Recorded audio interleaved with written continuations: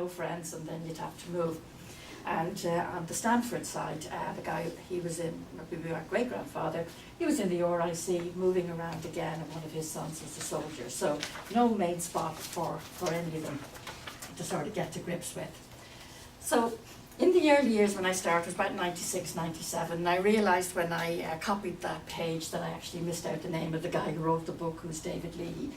And in the days before all of these stuff was up on the website, I was very lucky that this David Leahy had produced a book of people in the 1901 census by surname. And as you can see, all the Beglan, it's the same name, and of course there's other variant spellings as well. And he kindly listed them all. And I was looking for Owen, and it told me it was in Ardnacassa. So that was great. And there was also a Mary A. at McNally's at Kinnasana, who afterwards I discovered was also related. So that got me started on the 1901 census. As it was at the time, you were able to go in looking at the originals, and it was lovely just to feel the actual document that, you know, your grandfather, great-grandfather filled in. So this is my great-grandfather. Now, one of the things to look out for, obviously, are in the first names are variant names. Owen is the same as Eugene. He was baptised as Eugene, but right through his life he's known as Owen, and yet in the odd record he comes up as Eugene. So when you're doing searches, depending on the site, the Roots Ireland, if you put in Eugene, it'll bring up Owen, whereas the National Archives site, of course, doesn't. You have to be precise. Now there you'll see Eugene Beglan, or Owen Beglan, Catherine, his wife, who was a McNally, which is the McNally that I mentioned earlier, Eugene Beglan, the son, who was actually my grandfather, Terence Beglan, who was a nephew. Now I know his father, Peter, had died sometime before that, but I've never been able to find anything further on Terence, whether he subsequently used a different first name, whether he died and there was no death record, or whether he, but again, I've no record of him emigrating either, so he's another person still to look out for. And then we got James Beglan. So, and then I mentioned the McNallys. So I have the three McNallys there, and you've got Mary Ann Beglan, who's a niece. Now she's actually the daughter of that Owen, as I discovered afterwards. This obviously took a while to all put together. And we've got a Mary Ann Coyle, who's a niece as well, and she was known as Nellie Coyle. So again, one of the things to look at obviously is the Form B1 on the census records, because they can tell us an awful lot. And you'll see here we've got the John McNally, and I've got Owen Beglan, because I could never find him on the 1911 census. And it was only a good while later I went back and looked at the 1901, and I see he actually owns the land beside the McNallys. The McNallys are actually his in-laws. He's a brother-in-law. But he's rented the property out to Brendan Smith. So where was he? I was stuck until such time as the 1911 census came up online, and then of course the first thing I put in is Beglan, and I eventually find him. But surprising, he's up actually in Fossa Lane in Glasnevin. Now this guy was a railway inspector, always down in County Longford. It was the last place I expected him to be, up in Glasnevin in Fossa Lane, up in the Cabra area. And he's there with his wife and his son and the son's wife, and they're only married a year or so. Now, as I say, I was very surprised to find him there, because it never was mentioned that my father had his grandfather in Dublin. So I was able to look up another source, which is available in the Dublin City Library and Archives website, the Dublin databases, and it's the voting registers for 1904, 1911 or 13 or something like that. Thankfully those ones are still up online, we lost the other ones. Now it says Fossa Lane, another one says Everton, and Grangegorman North, but I suspect it's all the same area. And they're all railway cottages. When you actually look at an image, it actually tells us here, Owen Beglan, but I don't know if you can see, it's probably too light there. Owen Beglan, he's in Grangegorman North, and it says the house is owned by, or leased by, the Midland Great Western Railway, Grangegorman North. So these, say, there could be a very useful, it seems to be much brighter there than it is here. It is a bit faint, but it seems to be even more faint there. But you can take my word for it. And then we have the next one, which is 1909, and again it says a railway gatehouse in Everton Terrace, but it's in the same area, so I suspect it's probably the Fossa Lane or somewhere quite close by. And then, so I now know that not only was he in Dublin at 1911, he's been there from at least 1908 to 1913. That's about covers much the range of those records. He could have been there longer or not. He wasn't there in 1901, we know. But to say, it just gives me an idea and some useful information so I can place in a particular time period. Now, I mentioned that his wife was named Catherine. Again, newspapers, a great source of information. I'd be lost without them now. And of course, the Irish Newspaper Archive is a great one. It covers all the main newspapers like Independent and the Irish Press. And they're great for information around this period. Now, this one here is the death. And it's the death in 1931 at her residence in Killisana, Granard, Catherine, widow of the late Owen Beglan, late Chief Inspector, Permanent Way Department, Midland Great Railways, Western Railways, Broadstone, RIP. So I now know that Owen is deceased by 1931. Again, it tells me in Broadstone, and again that's another fluke because my grandfather, my father's father, the name Eugene and Owen variant goes right down the generations. I've got it from at least 1860, and every generation has it, right down to my nephews and nieces. The next generation as yet hasn't got it, so I'm hoping they will. But Broadstone is interesting because my great-grandfather, my father's father, was actually a station master in Broadstone. My father worked in CIE, and in the 90s they moved the offices that he worked in Bachelor's Walk up to Broadstone. And of course, as a teenager growing up, he actually lived in one of the houses that were entering close by to Broadstone. You'll know Broadstone is at the top of Constitution Hill, just across the road from Registry of Deeds, and of course it's all been renovated with the Lewis and everything. So it'll be interesting to see what that is. So we actually have now 3 generations of people that were involved somehow with Broadstone, you know, and I never knew that. And as I say, I now know that Owen is already dead by 1931. So what I did eventually find his death certificate, you know, and he died, I think it was 1917, I'll find that in a moment. Now on the National Archives of Ireland website, they have got 2 blocks of wills, one up to 1920, where you can search under that option there. And it's useful because you can put in the deceased name, and you can also put in the beneficiary. And of course you can put in the county, etc.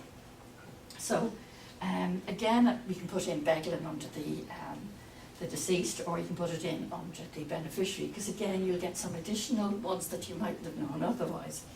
So I'm lucky here because I've got Owen Beglan, and Marion Beglan is the executor, and she's actually Mary Ann, so it's telling me that she's known as Mary Ann in some stuff, some records, but Marion in another. And he died in May 1917 in Longford, so he was already back in Longford at this stage.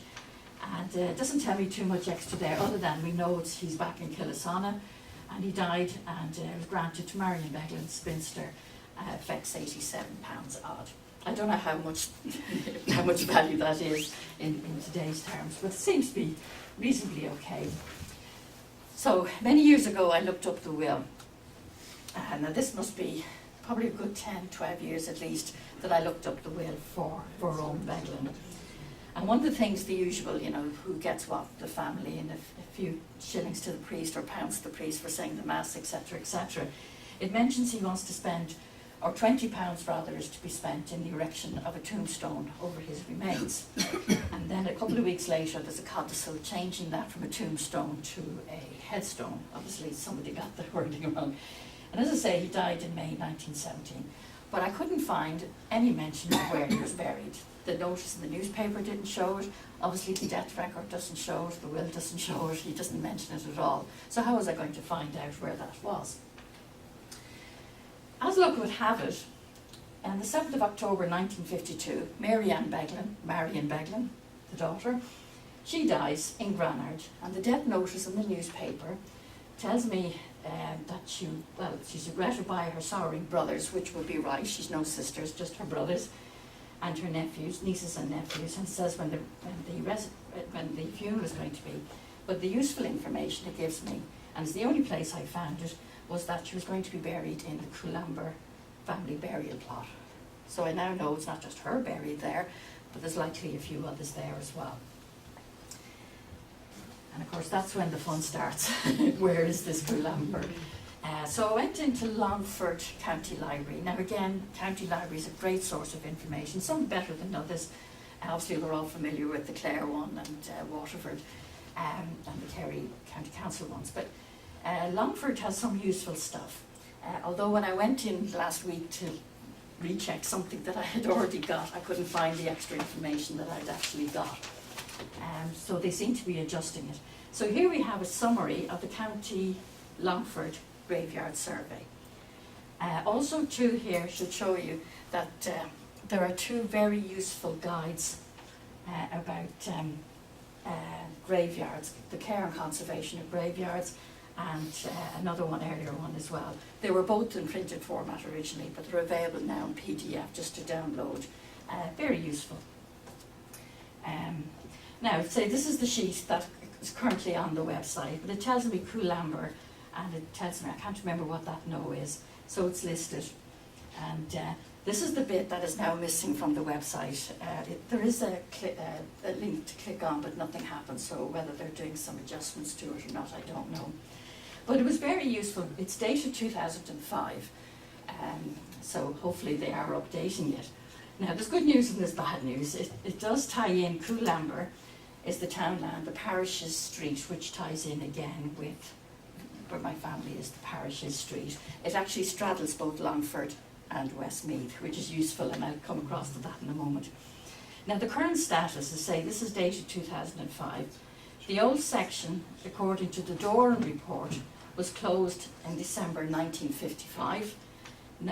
Newer section is only used by those with existing family plots, and this section too is full. So no additional burials after 55 other than those with a plot.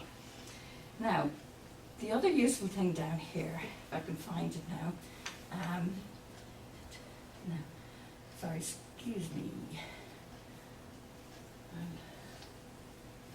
Now there's also no registers to be found, and even the newer section couldn't locate them.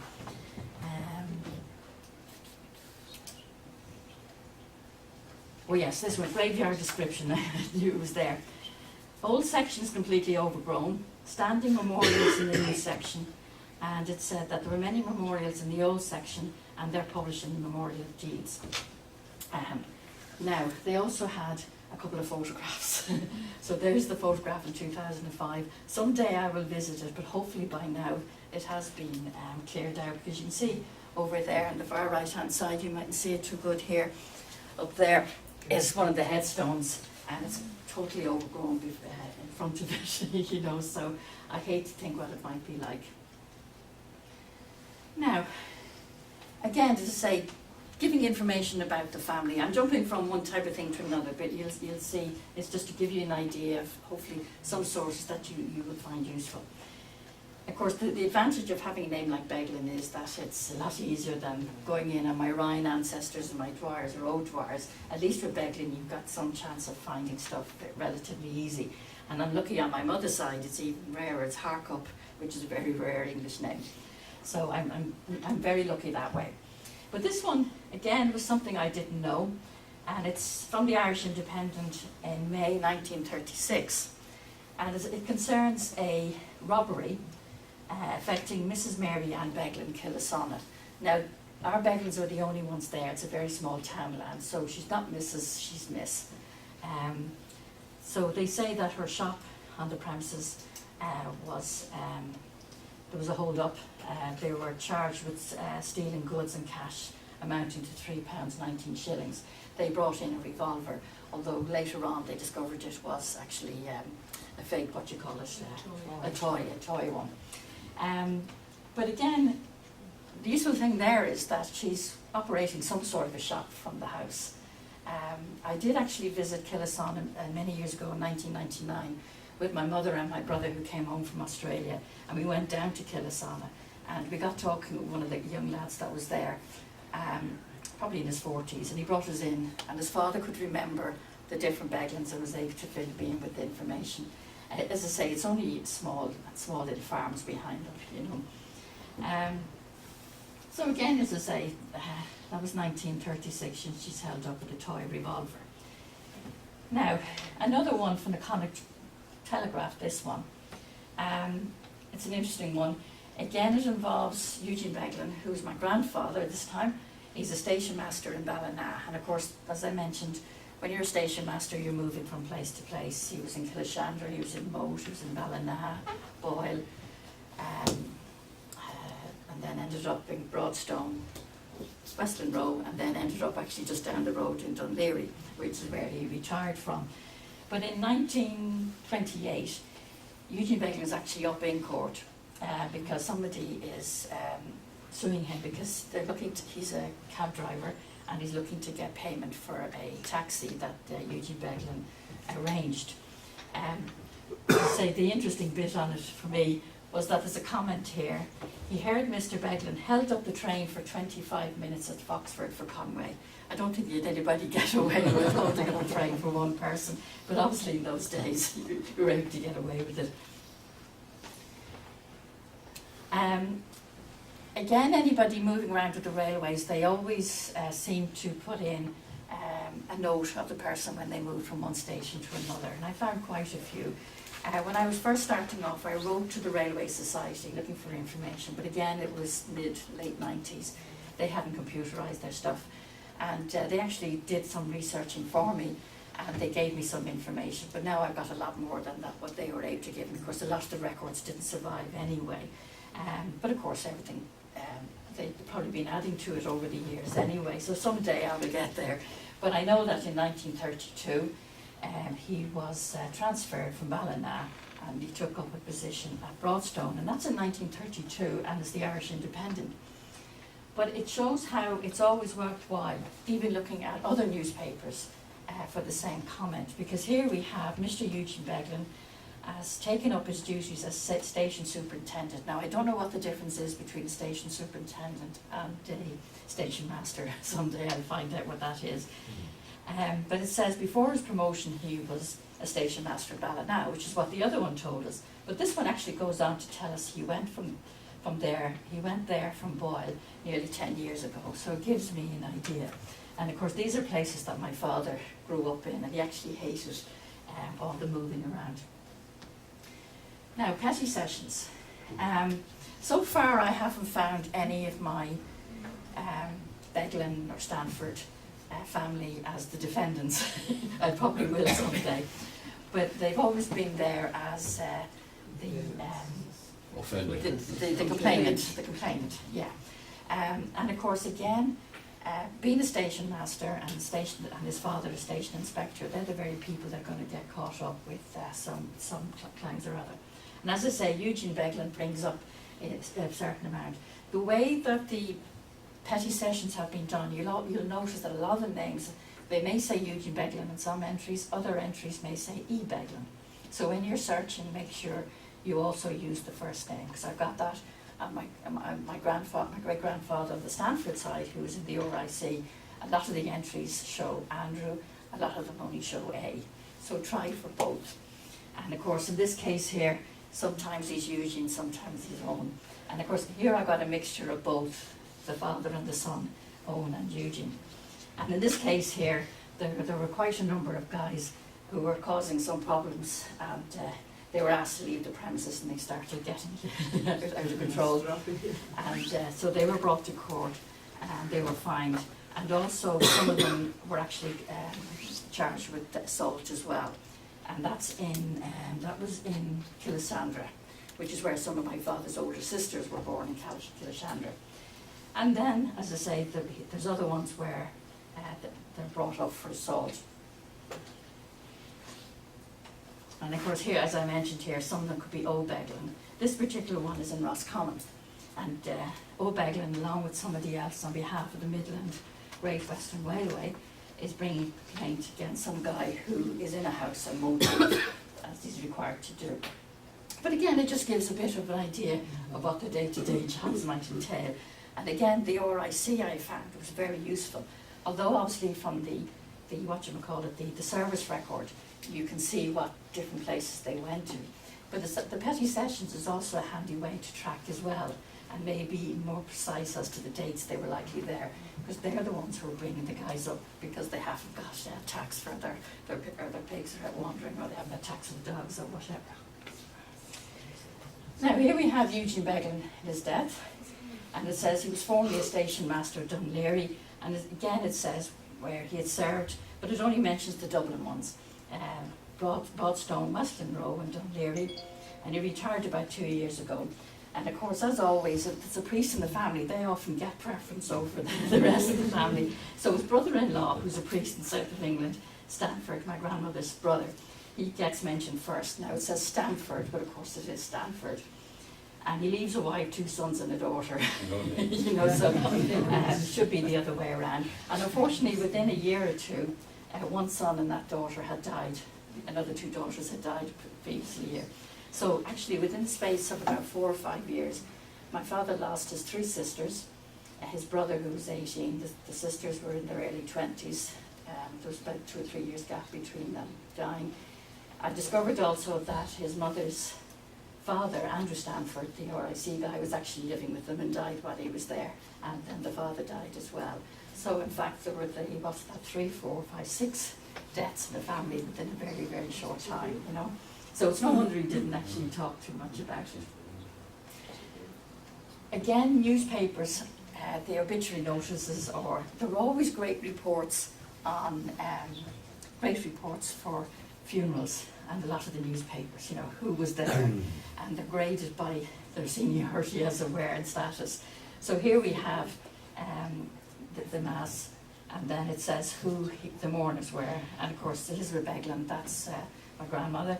Brodie is actually my father. It was a pet name. His name was Andrew, but he was known as Brodie or Bruddy. Desmond actually, it was Eugene Desmond, as I discovered, because I thought perhaps it had skipped a generation, but no, he was Eugene Desmond, but known as Desmond. Maybe there were too many Eugenes, too many Owens, so he changed it to Desmond. He died when he was 18. Therese died later. Mary Beglan is that Marion that we spoke about, and then it mentions the 3 brothers, and then Stanford again, and then it mentions nephews and so on. And then it goes on to the various representatives from the Great Southern Railways. And some of them are names that I know haven't been mentioned, like Hartnett's and Spullins and all the rest of it. But again, it can be a very useful way of finding out who's connected with who. I've actually got one that's similar for James Beglan, who was my grandfather's, Eugene Beglan's station master, his brother, and he lived in Glasnevin as well. And when he died, one of the mourners is a Joseph Beglan. I have no idea who this Joseph Beglan is. I can only assume it's some relative somewhere along the line. I had found a Joseph Beglan living in a house in Glasnevin on the voting registers when they were available online. And of course, unfortunately, I didn't print them down or save them thinking they were going to be there forever. So I have to go inside and get them. But again, it can be useful. Now, jumping now to the National Archives in Kew. Obviously, they're very useful because a lot of people, I'm sorry, I've just realised I'm probably back to you all the time. Obviously the Army records, the British Army records, where many Irish men did join up in the Navy and so on, are all held in Kew, and a lot of those records are available online. But again, it's worthwhile just going in and having a look, and you never know what you might find. So I love looking at Beglan and Harkup when anything new comes up. And this one came up, Beglan EK, 3rd of June 1923, which is the date of birth. And I recognise that as Eamon Kevin Beglan, who is actually the son of the James Beglan, the one that I mentioned has the Joseph attending the funeral. And he's, it wasn't available online, but at the time I found it. Now when I was in London, I went in and had a look. And they were so, these are only dating from the 1950s, these records, is when people joined up for some military service for a matter of years. But they were in little pouches, and they wouldn't allow you to look at them in the main reading rooms. You had to go into the special room, and you couldn't, you had to get photocopies of them the first time I was there. The second time I was able to take photographs of them. Unfortunately, I don't know where the photographs are. They're hidden on my computer somewhere. But again, it's useful. And not only have I found this Beglan, this guy would be my father's first cousin, I've also found a few on my mother's side, on the Harcup side. So again, gives me the reference. So when you're going to Kew, you just look it up. And this is just one page that came up, and it gave me his date of birth, where he was from, his height, the colour of his eyes, the colour of his hair, his complexion, and what he had studied. And he studied at the Atlantic College, which is, I think, is up in Leeson Park. So there were photographs in it as well. There were even fingerprints, you know. Now, this is him now again. These are the passenger lists. I always find them useful, but this particular one is good because from was it 1922, these records covered all the ports up to 1922, as you know. It includes the Irish as well as the UK ports. After that, it didn't include the Irish ports, obviously. But if anybody wasn't residing in the UK, they were only required to give the country of where they resided. But in this particular case, although it was in the late 50s, they actually showed his address. And it helped me to, I don't know if you can see it there, Harry, the two Beglans there, himself and the wife. They married in England, and it gives the address as Moby Drive in Glasnevin. So it confirmed to me it was my guy, you know. And say that's just a fluke. They weren't required to show the address. Now, one useful thing, obviously, is my name was out there because I was Beglan, because I was involved in so many different things, that somebody from South Africa contacted me, and it turned out she was actually related to the wife, but she recognised the name Beglan, and it turned out I think she was a niece of the wife, and she was also in touch with the son of Eamon Beglan. So he started contacting me, and we're actually in contact on LinkedIn as well, so another useful way of getting to know people. So I sent that to the son, Martin Beglan, and he came back to me and said, wow, you know, and all I can think is, if I ever get round to sending him all the stuff that I do have, he'd be more wows all the time. So that was useful. Again, find my past. Of course, I have a subscription worldwide, and it's well worth it if you've got people going around. And of course, it is available anyway in the National Library, at the Dublin City Library. So this one comes up, British Columbia, and it's actually that Eamon Kevin that I showed you there, and he died in 1991, age 67. So, you know, you never know what you find out there. Newspapers, I say, I love newspapers. At a certain time period, I can remember growing up, and every Saturday there was all these notices of engagements and weddings and everything that you don't see. You only see had 3 or 4 now in the newspaper, but they gave great information. So again, you can be lucky. And again, this is this Eamon's sister who was getting married, Nuala, and that was 1962.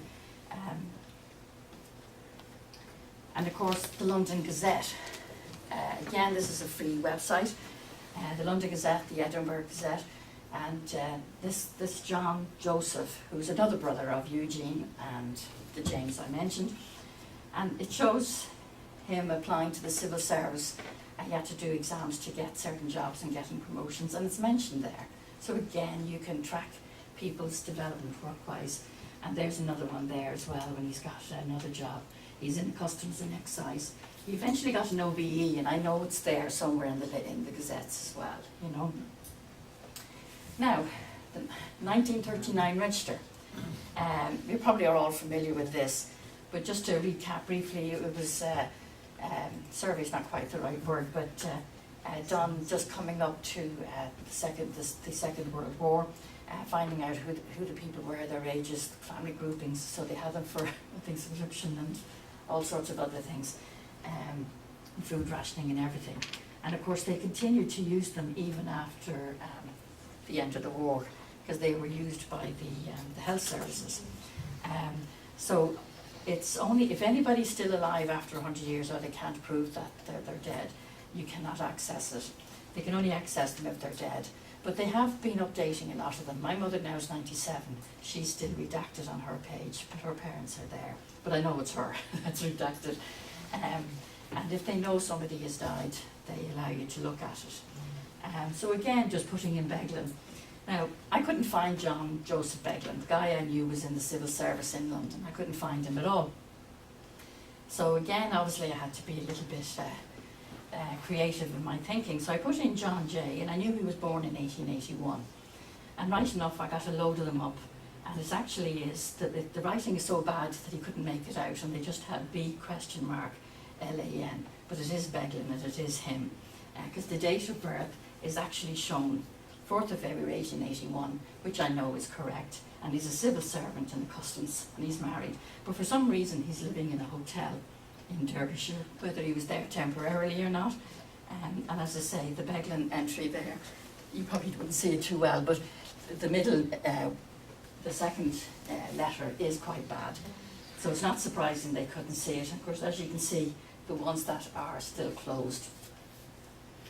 That's only a handwritten one. Often they're actually a lot more detailed than that. This is his son, Brian. I met him sometime in the 70s. He hopped over to Ireland with the wife and he came and visited my father. My father and he were first cousins. But here he is, he's single still. He's only 20. He's the branch manager, WH newspaper, a newsagent. And that family lived in Brighton in England. So again, it's one branch of the family that's over in the UK, and I can look up the UK records. And of course, any female entries are great because once they got married, they actually crossed out the name and put in the new name. And it's a handy way then of identifying a female who she married. And then you can start looking for the marriage certificates. Now, Roots Ireland, how am I doing time-wise? Roots Ireland, of course, is improving a lot over the last couple of years. I took out their subscription when they had it, I think, 50% off last Christmas, and I put it down to business expenses anyway. One thing to mention there, again, Beglan's not a common name, and I was looking up records for Street. As I say, Street covers both Longford and Westmeath, and for some reason, when they were transcribed, each centre transcribed their own records. You know, so it was a duplication way back. That leads to some errors as well, and it's a handy way actually of checking one against the other. Interestingly is that the Westmeath actually have now added in later records to what Longford have added in. So it's if you have a parish that straddles two counties, it's worthwhile having a look to see has the other done it as well. The one thing, as you know, probably know on the Roots Ireland, is that they have the surnames and the variant spellings of surnames. So I can put in Beglan and it'll automatically pick up Beglan and Beglan and all the rest of it. But it doesn't do the same on the first names. So if I put in Owen, it won't pick up Eugene and vice versa. So you have to do both of them.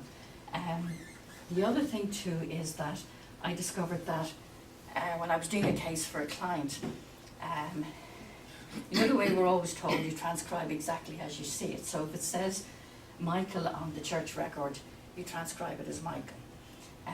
But some church records may say MCHL, and that's what they transcribe, but in fact they pick them up as Michael as well. But I discovered that, I think it was Cavan. I was looking at a lot of entries and I couldn't find the ones I was looking for. So again, a little bit of lateral thinking, and I eventually found them. So for instance, they had Patrick, and PAT was on the transcription, or PATK, and Michael, and all the usual abbreviations. And of course, by this stage, the church records were up on the National Library website, and I was able to go in and look at them. They actually had the full first names. And whoever transcribed them in Cavan actually abbreviated them. And because you can't search on PAT, well you can, but if you put in Patrick, it won't pick up Pat and vice versa. You just have to remember when you're doing that, try everything, you know. Now, as I say, there's Mary Ann Beglan, and one interesting there, we've got a James Beglan who's the sponsor. She was the Mary Ann that I mentioned earlier on in the will. Now, I didn't have a James Beglan as a brother or anything like that for the father, so I wondered who this James Beglan was. Could be a neighbour, because Beglan is a Westmeath Longford name. But interestingly enough, I did some work, again because Owen and all the Beglans aren't common. I did some work about 8 or 9 years ago, and I only got so far with it. And I found this James Beglan, who married a Bridget Flood in 1887. from Killashallow, and the father was Oliver Beglan, Owen Beglan, deceased, a farmer. And so that kind of ties in, it's the right parish street. I wonder, is it any relative of mine, Owen Beglan? And as I say, it says Killashallow. He's got Beglan there, but Beglan, but he's got his mark. Now, interestingly enough, on the church, that's the civil record, on the transcription for the church record, it actually names both the parents. So I was able to confirm that this guy is my family because they own, a couple of generations back, there was a Eugene Owen married to an Anne Jordan.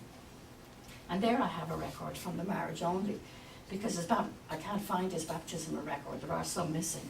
So this is obviously a brother, but I've never traced him in the baptismal records. But on the marriage certificate in 1887, it actually shows it. You'll also see there it just says street. The civil record that I showed you actually had Killashallow. So different information on each record.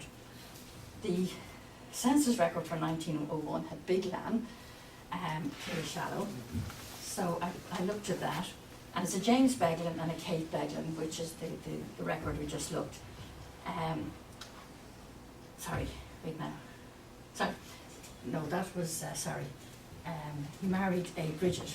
But I've got a James Beglan now in Killashallow married to a Kate Beglan. So where's the Bridget that I was looking for? It says he's 54 and she's 32. He signed down here as Beglan, but up here it's Beglan. So again, on the one sheet, there's different spellings.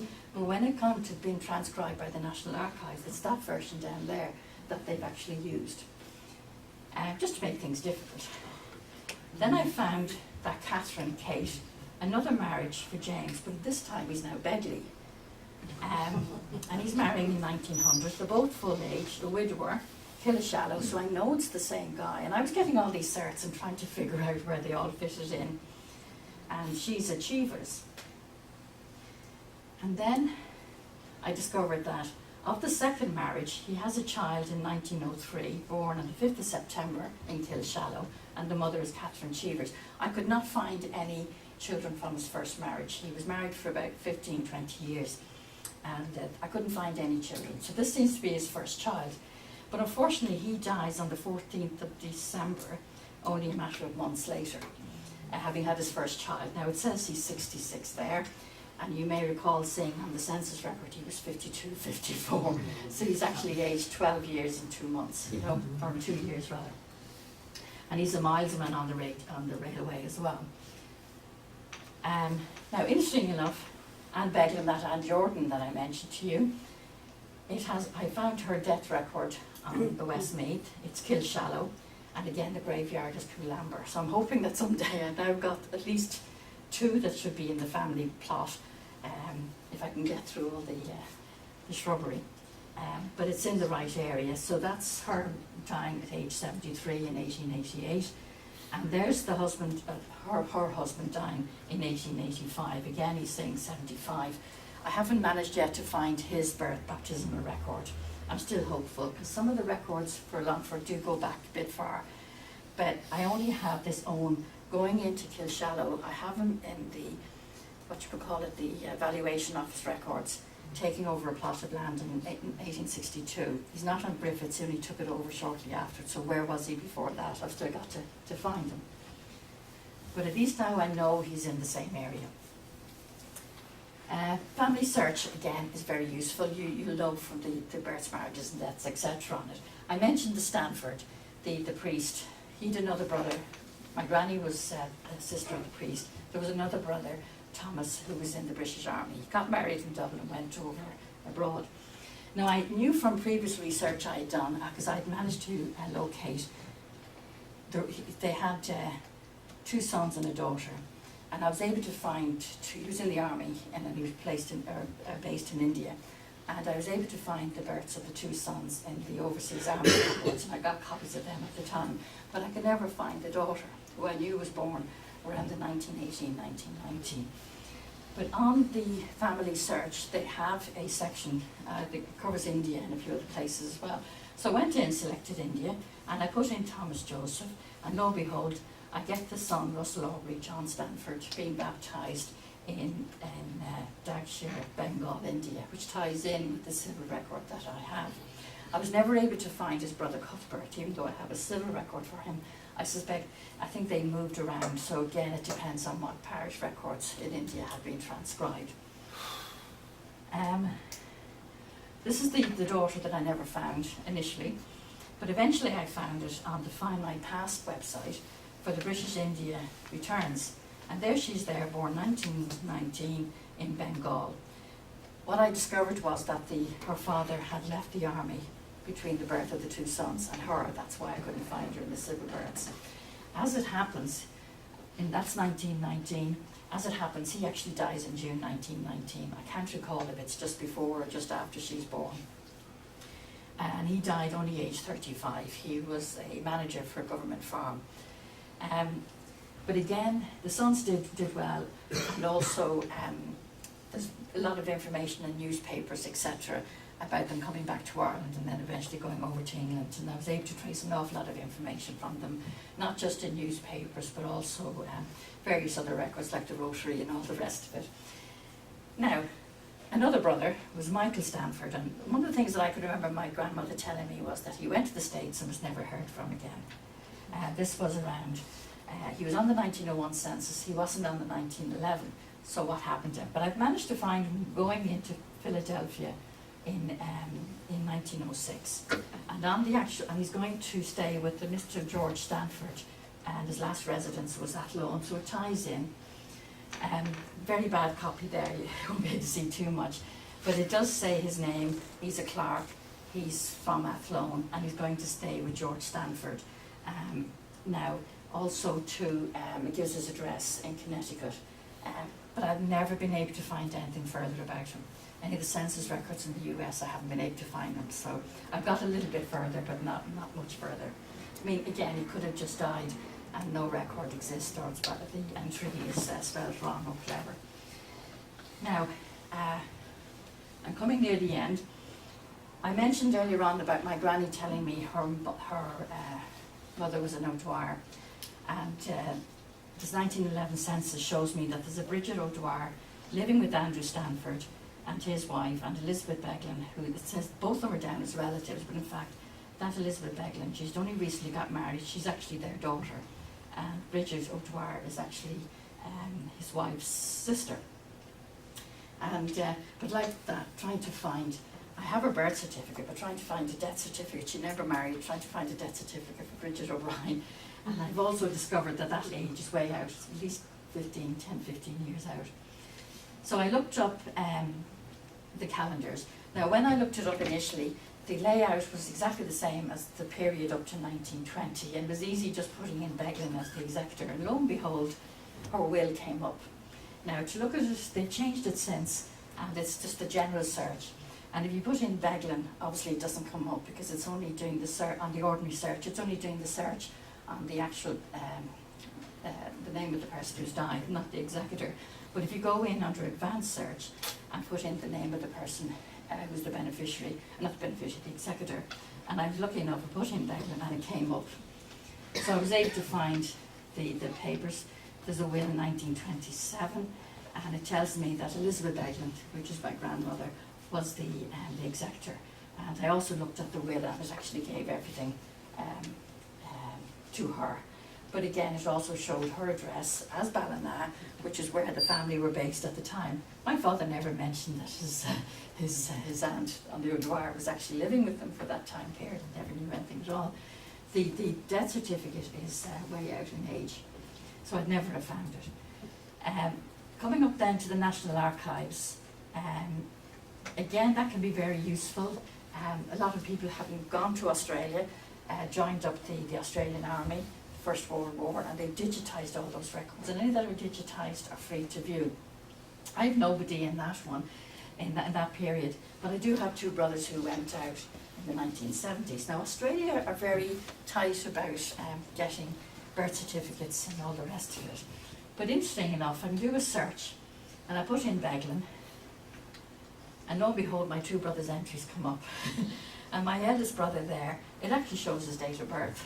You know, as I say, on one hand they don't want to give out information, and yet they freely give it out on another. Now, I knew he went around 1971. Of course, at the time, you don't take a note of when your brother goes to Australia. There's two of them, the older and the younger. But so it's actually handy. I'm sure he'd have known the exact date and everything. But it tells me he travelled from an aircraft departing the UK on the 14th of April 1971 on the assisted passage, you know, the 10-pound pom thing. And then my younger brother, and both of them are still there as well. But they haven't done anything since they first got that up. That's been like that for at least 10 years. They haven't progressed in digitising or any further detail. And I've also found a number of the Harkup ones on my mother's side that I know are second cousins or third cousins of mine. And of course the Australian records, they have loads, as I say, the army records, service pay records, etc. And we've got various photographs as well. So, a little bit longer than I can. So hopefully I covered enough there that somebody